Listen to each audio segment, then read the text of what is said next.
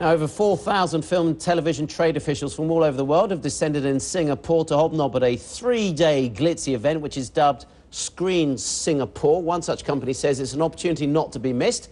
Hyde Park Entertainment has made more than $1 billion from films like Ghost Rider, Raising Helen and Blue Valentine. Joining us now is Ashok Amritraj, Chairman and CEO of Hyde Park Entertainment, in a first on CNBC interview. Ashok, good to see you. Thanks for joining us.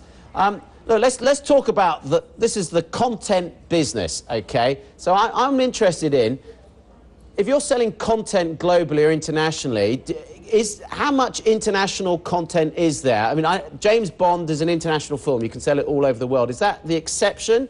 Do you have to have local content for local markets, or is there really a big international trade? Well, Ross, it's great to be here. You know, my company, Hyde Park Entertainment, focuses very much on the international market, and I think there's room for everybody to play. Ghost Rider, which was my last movie, did very well in China, did very well all over Asia, did well in India as well. So, you know, there's room for everybody to play. We have an office here in Singapore that's encouraging sort of Singapore-China co-productions. We have about 3 of those in development. But of course, we have a global strategy, and China is a major part of that strategy.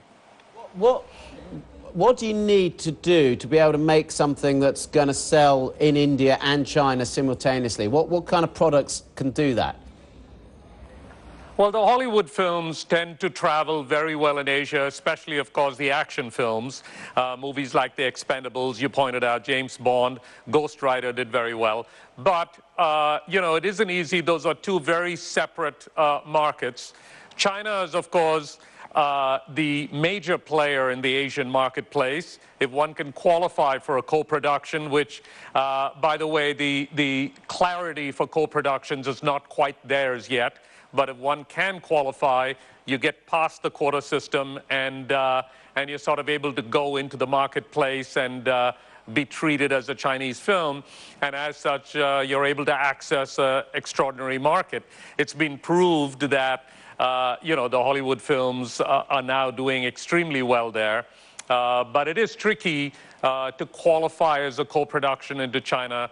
And it is also tricky to be one of the 34 films that get into China. So it's not all roses, but but we need new marketplaces, and China is certainly growing at an extraordinary pace. Yeah, and what's it like trying to finance productions at the moment? Just globally, you know, I mean, the marketplace is pretty strong. You know, after 2008, we kind of hit a roadblock with banks and with Wall Street and all of that kind of stuff.